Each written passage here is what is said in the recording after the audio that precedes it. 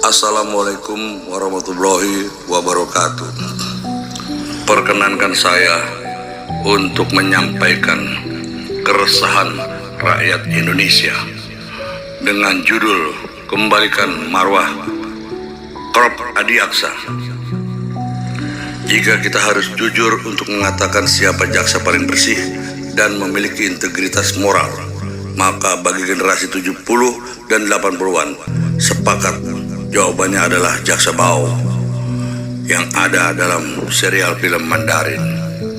Ternyata sosok jaksa jujur dan menjunjung tinggi rasa keadilan hanya ada dalam film.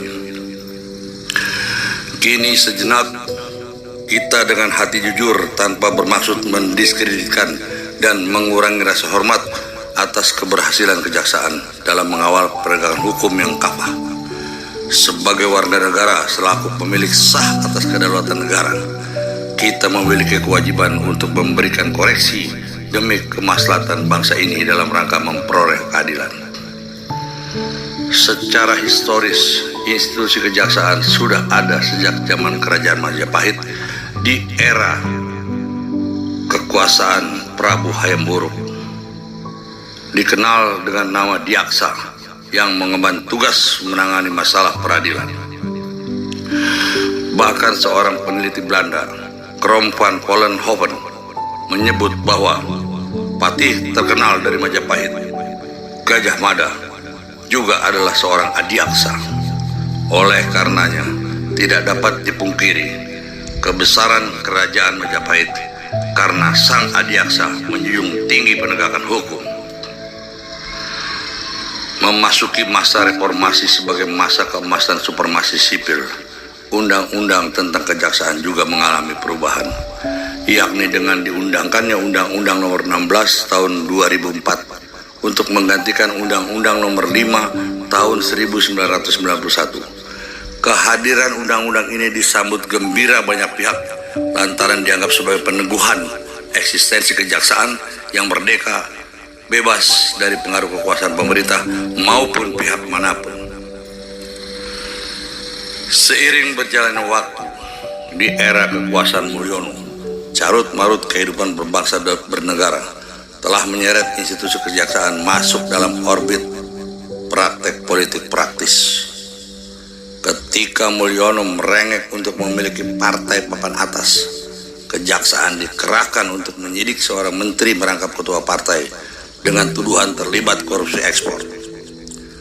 Akhir dari sinetron ini, sang menteri harus rela melepaskan jabatan sebagai ketua partai demi terhindar dari jeratan hukum. Mungkin hanya di negeri ini terjadi kekonyolan penegakan hukum. Ketika seseorang bersalah karena telah menyalahgunakan jabatan menteri untuk memperkaya diri, lah kok yang dicopot malah jabatan sebagai ketua partai.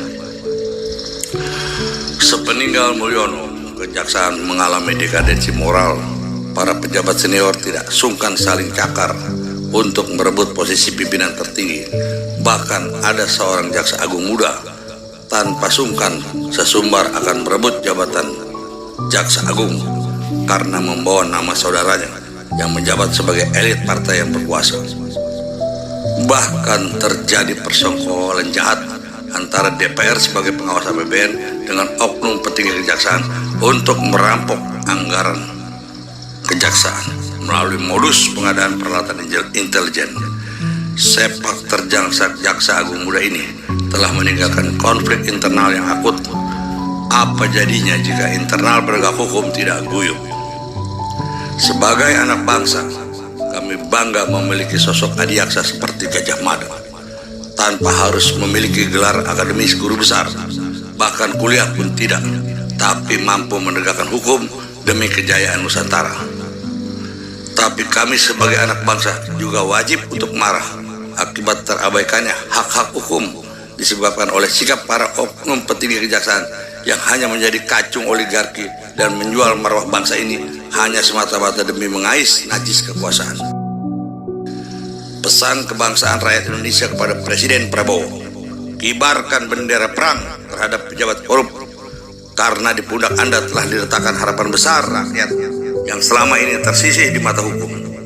Kembalikan kejayaan kejaksaan yang diawaki oleh para kesatria hukum seperti era Majapahit untuk tegaknya hukum demi keadilan bagi seluruh rakyat Indonesia. Mereka